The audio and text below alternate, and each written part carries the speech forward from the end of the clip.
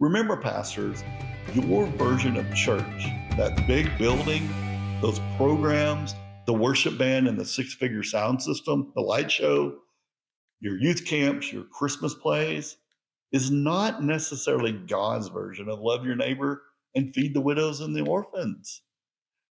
This is another rabbit trail, and I won't go down it too much, but it just affects how you minister to divorcees. The assumption that conversions to Christianity happens in a church has caused many American churches to cater to the show and to their offerings to the attendees. And those believers and members that are hurting and that are in need are often the ones who pay the price. Okay, let's get into some details of what happens, not on stage, but in the hallways. The advice that trickles our way from Christians or church staff. Date Jesus. Okay, I get it. It's a vague phrase. I think it's meant to imply Jesus is always the answer. When you're in need, Jesus is always there for you. Okay, I got it. It's also used to imply instead of missing your spouse or spending time, suffering, why don't you just spend time in the Word and deepen your relationship with Christ? It will be good for you. Well, here's the problem with this vague, superficial advice. It's just that vague, superficial advice. Like when you're out of a job and your lights are about to be turned off and your car is days from repo, hey, you should start your own business. Well, while true, it may not be the right advice for the moment. Hey, starving kid in Ethiopia, you should dig a well and water your own crops. Yeah, probably true. Not now. We're lonely, crushed, sometimes depressed, navigating a whirlwind of issues.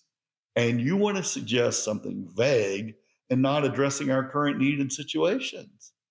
A few weeks after my divorce, I had a person drop by to visit.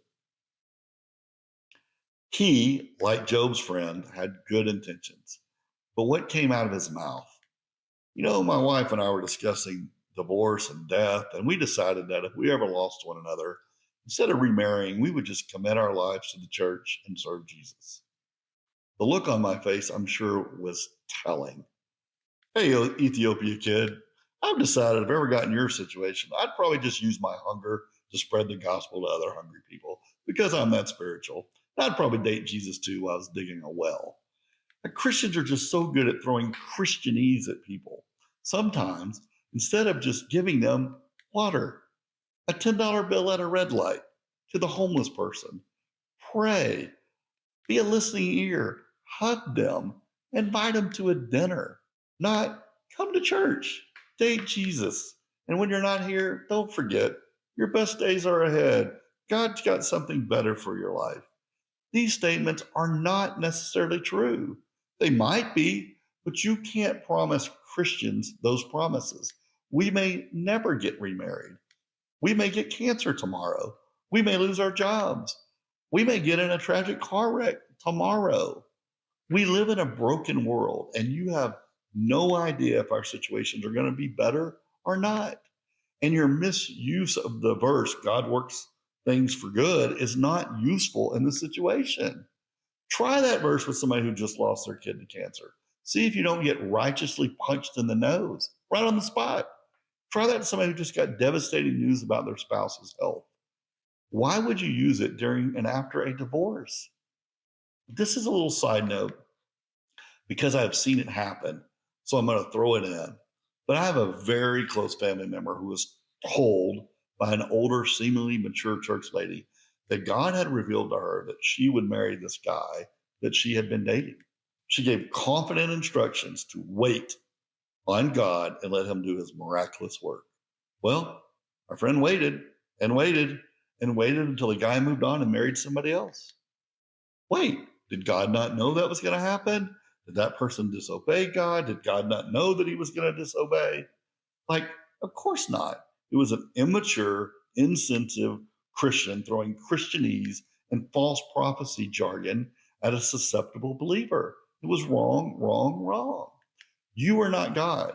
You can't speak for him. The commandment, do not take the Lord's name in vain, the one we teach our kids at Sunday school, just means don't cuss or say GD. Well, that commandment isn't about cussing. It's about what we're talking about right now, right here. Don't speak for God. Don't tell people God is judging America because of this sin or that sin. God sent a hurricane to that city because they did this or that. God's going to bless you.